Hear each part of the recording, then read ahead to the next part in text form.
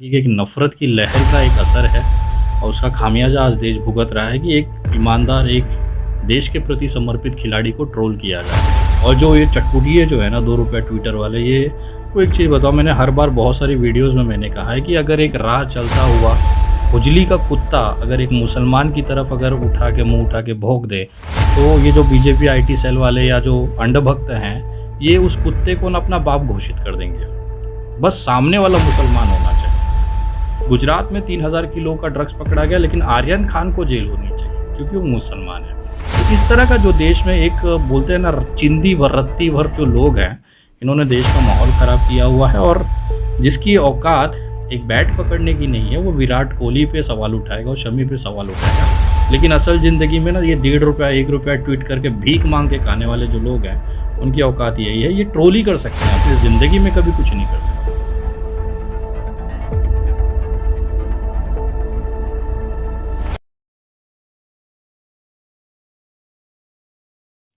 नमस्कार दोस्तों आज हमारे साथ सामाजिक कार्यकर्ता विनय दुबे जी मौजूद हैं और आज हम इनसे ये जानना चाहेंगे कि भारत पाकिस्तान के बीच में जो क्रिकेट मैच खेला गया था, उसमें पाकिस्तान की जीत के बाद मोहम्मद शमी जो भारतीय टीम के खिलाड़ी हैं, उनको ट्रोल किया गया है। इसको किस तरह से सामाजिक कार्यकर्ता विनय दुबे देखते हैं, आइए उनसे जानते हैं। सर, ये ट्रोल करने वाले कोई और नहीं है, वो आईटी सेल के ₹2 के टटपुचिया हैं, जिसकी कोई औकात नहीं होती, वो दूसरों को देशभक्ति समझाते हैं। मोहम्मद शमी जी ने इससे पहले कितने ही मैचों में भारत टीम को जीत दिलाई, और जीत दिलाने के हारने के पीछे पूरी टीम का एक योगदान होता है, चाहे जीते चाहे हारे। तो 11 खिलाड़ी उसमें होते हैं, उसकी वजह से टीम जीतती है या हारती है। ये एकदम छोटी मानसिकता नरेंद्र मोदी जी और अमित शाह के द्वारा पैदा की गई, समाज के अंदर, देश के अंदर पैदा की गई एक नफ़रत की लहर का एक असर है। और उसका खामियाजा आज देश भुगत रहा है कि एक ईमानदार, एक देश के प्रति समर्पित खिलाड़ी को ट्रोल किया जा रहा है। तो ये कहीं न कहीं देश के लिए शर्मनाक है, लेकिन लोग, जनता ये हकीकत जानते हैं। जिस तरह से पूरा क्रिकेट वर्ल्ड आज हमारे खिलाड़ी के साथ में, शमी जी के साथ में, पूरा देश उनके साथ में खड़ा हुआ है। और जो ये चटपुटिये जो है ना ₹2 ट्विटर वाले, ये भिखमंगे जो है ना, ये एक तरफ पड़ गए हैं। तो कहीं न कहीं ये एक एकता, हमारी अखंडता है जो अब देश में उभर आ रही है, और पूरा देश खिलाड़ी जो शमी जी हैं उनके साथ है। कुछ लोगों का कहना है, खासतौर के जो शमी के समर्थन में आ रहे हैं, उनका ये कहना है कि शमी को इसलिए निशाना बनाया जा रहा है क्योंकि वो मुसलमान है। जबकि आप देखें कि कल जब शमी को ट्रोल किया जा रहा था और ट्विटर पे ट्रेंड चलाया जा रहा था #शमी, तो साथ ही साथ विराट कोहली को भी निशाना बनाया जा रहा था कि उनको कप्तानी छोड़ देना चाहिए। इसको आप किस तरह से देख रहे हैं? अब ना ऐसा हो गया है ना, क्रिकेट या कोई भी चीज़ का विषय पे वो लोग भी ज्ञान अ, खोदने लगे हैं, जिनको घर का दाल रोटी का कीमत नहीं पता है, अनाज कितने रुपए किलो नहीं पता है। लेकिन वो एक अर्थशास्त्री बनकर देश की जीडीपी पे ज्ञान पेलेंगे। उसके बाद खिलाड़ी खेलेंगे तो एक बड़े क्रिकेटर के जैसे उनके 50-100 साल का अनुभव, वो आके अपनी बात रखेंगे।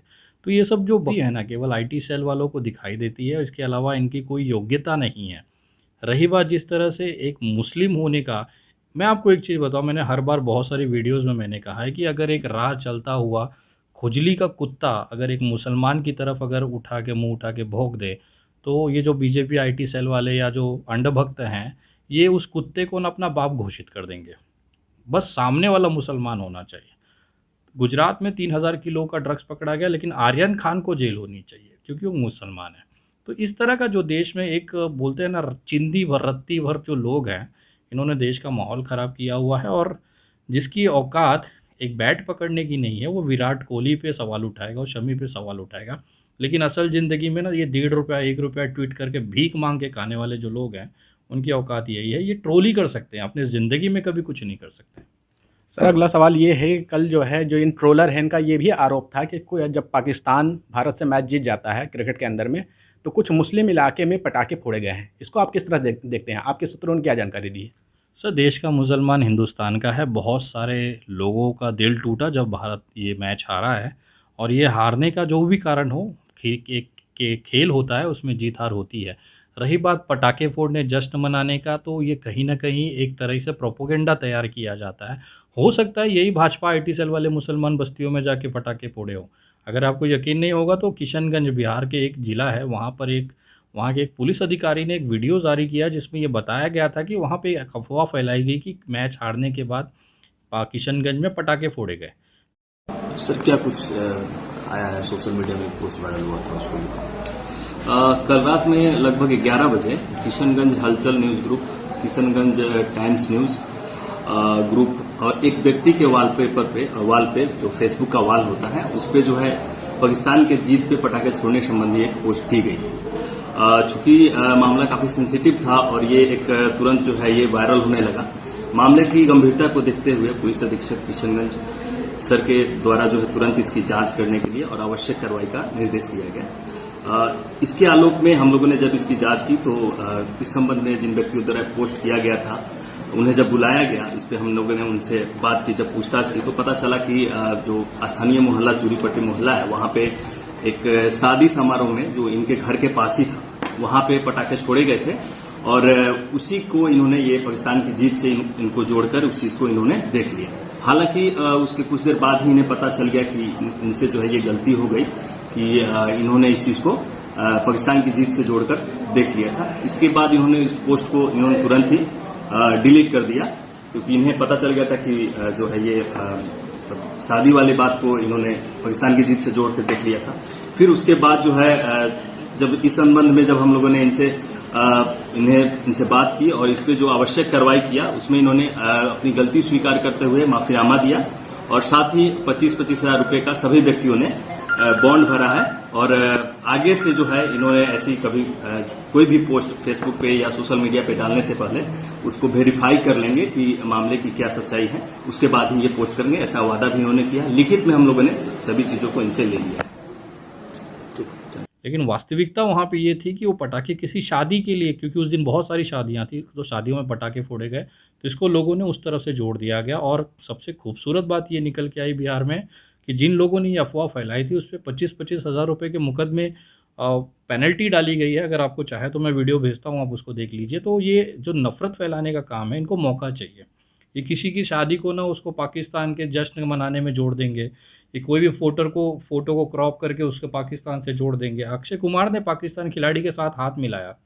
मैं आपको ऐसी वीडियो देता हूँ जिसमें बहुत सारे बॉलीवुड के स्टारों ने वो बोला है कि मैं पाकिस्तान से मोहब्बत करते हैं, हम आना चाहते हैं, वहाँ काम करना चाहते हैं। तो ये पाकिस्तान में मेरी फिल्में जो है सबसे ज्यादा बिजनेस करती है। जितना प्यार वहाँ से मिलता है शायद ही कहाँ से मिलता है। पैगाम बस मैं आना चाहता हूँ, पाकिस्तान बुलाओ मुझे, मैं आना चाहता हूँ। My love to my Pakistani fans. Thank you. You know, I've been to Pakistan and they've been really wonderful to me. So a big hi to all of you in Pakistan. I love Pakistan. मेरे grandfather Pakistan Lahore से रहे। हमेशा मैं आना चाहता हूँ और बहुत जल्द से जल्द आऊंगा। अपने रिलेशंस में कोई फर्क नहीं पड़ा है पिछले इतने सालों में। ये पॉलिटिशियंस के रिलेशनशिप अच्छे नहीं है। लोग वहाँ के भी और यहाँ के भी बहुत अच्छे हैं।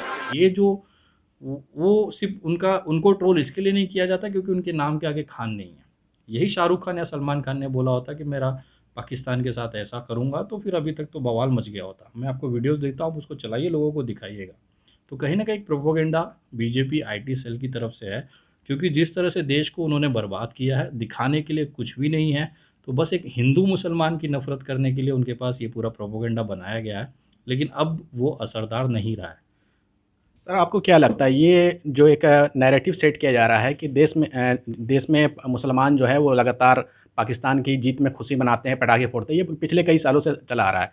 लेकिन इस वक्त ये खास इसलिए हो जा रहा है कि लोगों का भी ध्यान था पेट्रोल की बढ़ती कीमतों के ऊपर, गैस की कीमतों के ऊपर। तो क्या लगता है कि उन सब चीज़ों से ध्यान हटाने के लिए ऐसा नैरेटिव सेट किया गया, ऐसा प्रोपेगेंडा चलाया जा रहा है? एकदम उसी चीज़ों से ध्यान भटकाने के लिए बीजेपी हमेशा से काम करती आई है और बीजेपी इस समय एकदम हार चुकी है। उसका सबसे बड़ा उदाहरण कल हमारे बनारस में जो मोदी जी की सभा हुई उसमें जो खाली कुर्सियां थी वो उसका गवाह है। मैं जब कहता हूं कि बीजेपी उत्तर प्रदेश हार चुकी है, 50-55 सीट से ज़्यादा वो नहीं जीत रही है, तो लोग मुझ पे सवाल करते थे कि हम 300 पार, हम 400 पार। तो मैं उनको हकीकत दिखाना चाहता हूँ।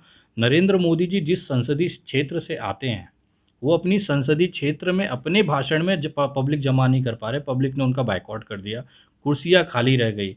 इसका खामियाजा ये भुगतना पड़ा कि योगी जी ने आदेश जारी कर दिया कि जितने भी सरकारी कर्मचारी है वो आके वहाँ पे बैठे, लेकिन कितने लोगों को आप बुलाओगे? तो ये जो वास्तविकता है ज़मीनी स्तर पे कि अभी भाजपा से उत्तर प्रदेश की और देश की जो जनता है उसका मोहभंग पूरी तरह से हो चुका है। अब आप हिंदू मुसलमान करिए, लेकिन जनता जो है वो पेट्रोल के दाम पे अटकी रहेगी। आप महंगाई की आप नज़रअंदाज करने के लिए मस्जिदें तोड़वाइए, यहाँ पर आपको चावल दाल के प्राइस, अनाज के प्राइसों पे लोग जुड़े रहेंगे। आप वहाँ पे मोहम्मद शमी पे या कैप्टन पे सवाल उठाइए, लोग बेरोजगारी पे सवाल पूछते हुए उस पर चिपके हुए हैं। अब बीजेपी चाहे कितना भी प्रोपेगेंडा फैला ले, आज शुरुआत हो चुकी है। उत्तर प्रदेश चुनाव उसका, बंगाल में उसकी शुरुआत हुई, उत्तर प्रदेश चुनाव उसका दूसरा चरण है, वहाँ पे बीजेपी साफ होगी। और 2024 में मुझे तो ये लग रहा है कि 10 सीट भी अगर भाजपा 2024 में लोकसभा चुनाव जीत जाए तो बहुत बड़ी बात होगी।